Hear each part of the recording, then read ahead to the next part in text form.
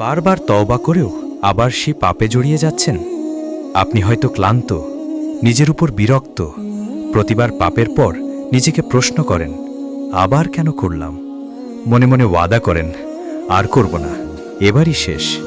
কিন্তু কিছুদিন পর আবার সেই ভুল, আবার সেই পাপ। এই গোপন পাপ যা কাউকে বলা হয়নি কখনো, যা শুধুই আপনি জানেন, আর জানেন আপনার রব।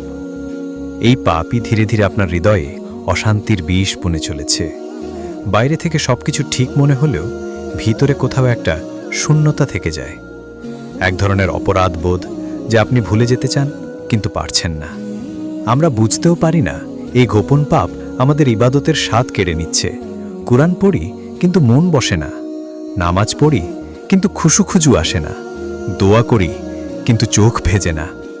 এই পাপই আমাদের রিজিক থেকে বরকত হ্রাস করছে। ভালো কাজ করতে চাই কিন্তু পারি না, নফসের সাথে লড়াই করি কিন্তু হেরে যাই বারবার। আর সবচেয়ে কষ্টদায়ক ব্যাপার হলো, এই গোপন পাপই আমাদের নিজেকে নিজের চোখেই ছোট করে দেয়। আমরা নিজের আত্মাকে ঘৃণা করতে শুরু করি, তাও আবার চুপচাপ, কাউকে না জানিয়ে। কিন্তু ভাই, বোন, প্রত্যেকবার পাপ করার পরই তওবা করো। একবার, 10 বার, 100 বার, আল্লাহ কখনো বিরক্ত হন না। রাসূল সাল্লাল্লাহু আলাইহি ওয়াসাল্লাম বলেন, যদি তোমরা গুনাহ না করতে তবে আল্লাহ তোমাদের পরিবর্তে এমন এক জাতি আনতেন যারা গুনাহ করত এবং তওবা করত, আর আল্লাহ তাদের ক্ষমা করতেন। এই হাদিস থেকে বোঝা যায় আল্লাহ তওবা করা কতটা পছন্দ করেন।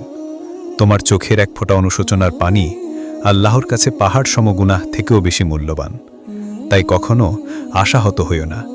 ইবলিশ হয়তো তোমাকে বোঝাবে, তুই এত পাপ করছিস, আল্লাহ তো তোকে ক্ষমা করবে না, তাই তওবা করে লাভ কি? আসলে এটা শয়তানের একটা চাল, যাতে তুমি তওবা না করো। ইবলিশ জানে আল্লাহ ক্ষমা করতে ভালোবাসেন, তাই তোমাকে যে কোনো মূল্যে প্রতিহত করতে চায়।